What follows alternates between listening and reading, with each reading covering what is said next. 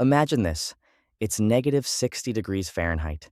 The wind is screaming at 80 miles per hour. You can't see your own hand in front of your face, and you just realized your team is gone. Your radio is dead, and you are completely, utterly alone in the most hostile place on Earth. This is not a movie. This is not a drill. This is Antarctica, and today we're going to walk through exactly what happens mentally, physically, and practically when someone gets lost alone on the ice. And more importantly, what it actually takes to survive. Antarctica is the coldest, driest, and windiest continent on Earth.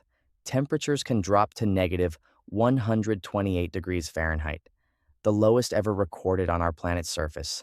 The average interior temperature in winter? Negative 76 Fahrenheit. Now here's the thing most people don't realize. People do work in Antarctica. Scientists, researchers, support staff. Around 1,000 people stay through the brutal winter months at stations like McMurdo or Amundsen Scott South Pole Station.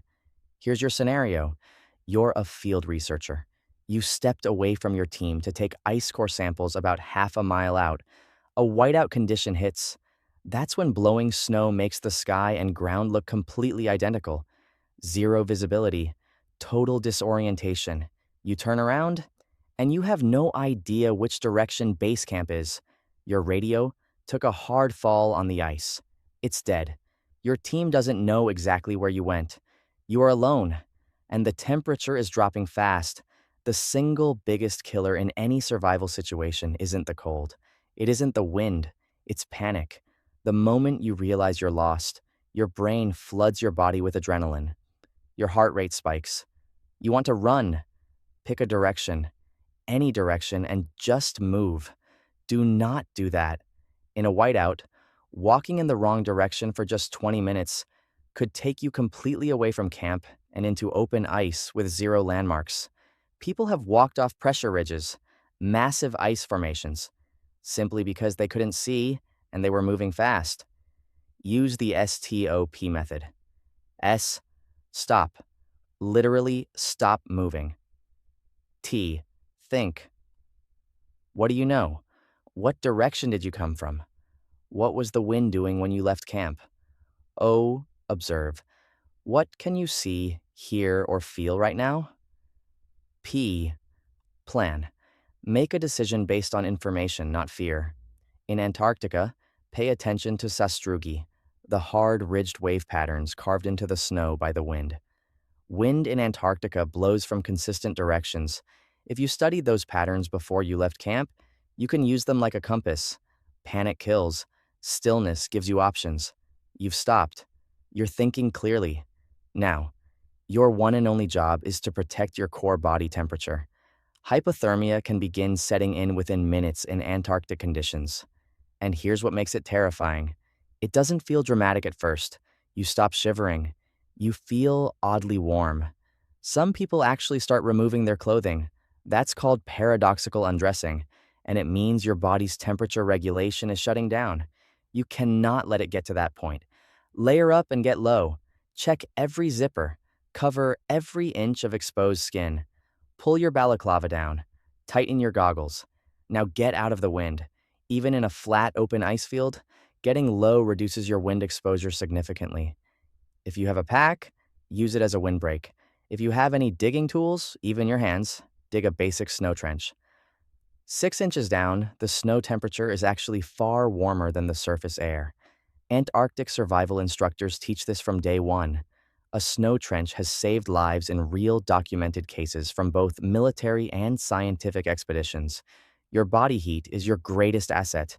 Protect it like it's the most valuable thing you own. Because right now, it is. Now, rescue.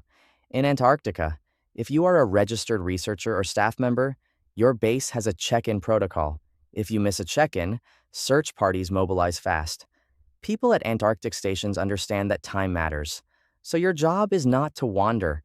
Your job is to be findable. Stay in place and signal. Movement in a whiteout is dangerous for you, and it makes you harder to find. Searchers will start from your last known location. If you've wandered 2 miles in the wrong direction, you've turned a 30-minute rescue into a potential tragedy. If you have bright colored gear, lay it flat on the snow. It can be seen from aircraft during breaks in the weather. If you have a signal mirror, use it. If you have flares, hold them. Don't use them until you hear or see a search team. And the most important piece of gear, the Personal Locator Beacon, or PLB. These are standard issue at most Antarctic research stations. Activated immediately. It sends a distress signal to satellites. Rescue teams can get a GPS fix on your location within minutes. This is why every serious Antarctic operation runs a pre-departure checklist. Now let's talk about something survival guides often skip: the mental reality of being alone in Antarctica. It is silent in a way most humans have never experienced. When the wind drops, there is an absence of sound so total it feels unnatural. The landscape has no color variation, no landmarks, no reference points. Researchers have described it as floating inside a white void. That kind of environment does something to the human brain. Disorientation sets in fast. Some people feel like the ground is tilting. Others describe a dreamlike detachment, which is actually an early psychological response to extreme stress and cold. Anchor your mind to physical tasks. Survival psychologists call this behavioral activation. When your brain starts to spiral, give it a job. Check your gloves, count your gear, rebuild your snow windbreak, tap your feet to keep circulation moving, talk out loud if you need to. It keeps your cognitive function engaged and your breathing regulated. Real survivors consistently describe the same thing. They didn't survive because they were the strongest. They survived because they kept making small, deliberate decisions even when everything felt hopeless. Ernest Shackleton's men survived nearly 2 years stranded in Antarctic conditions. Douglas Mawson crawled across 100 miles of Antarctic ice alone after his entire team died. The pattern is always the same. Move your mind before the cold can stop it.